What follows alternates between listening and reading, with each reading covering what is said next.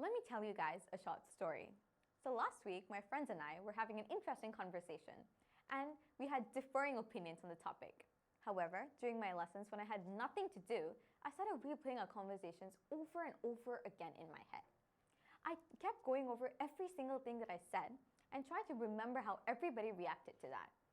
As a result of this, I felt pretty guilty and came to the conclusion that I was at fault, even though I knew I hadn't done anything wrong and that there was no need for me to worry about anything. So let me also clarify that these are people that I trust and am very comfortable with. And the conversation even ended on a good note. So it really got me thinking, why do we overthink? Why do we always second guess what is going on into what we think is going on?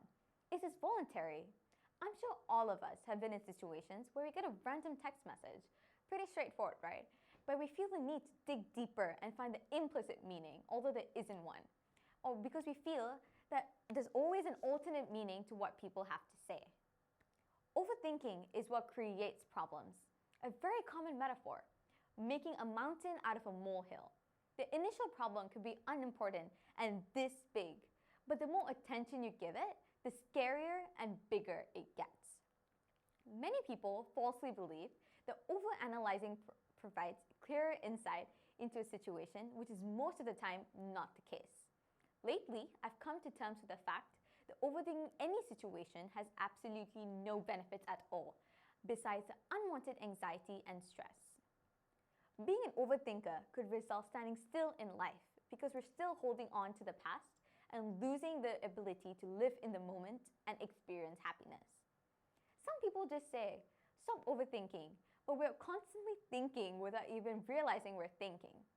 As an overthinker myself, there are numerous times that I've questioned myself as to why I keep revisiting situations when 80% of the time the issue is non-existent and just deep inside my head.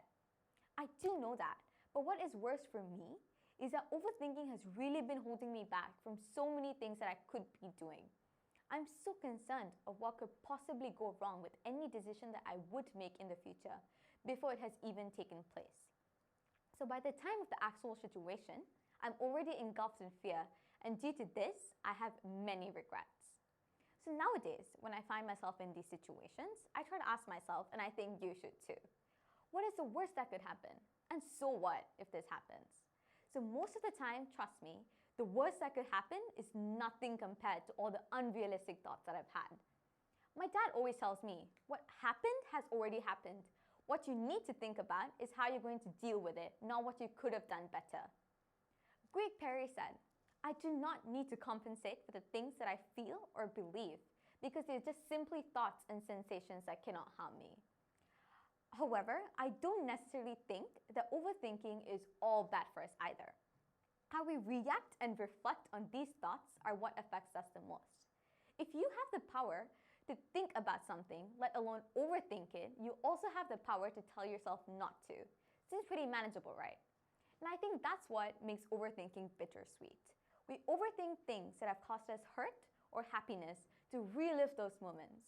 Half of the time, we're so lost in our own thoughts that we become a brew of opinions, feelings, and in some cases, words are better left unsaid.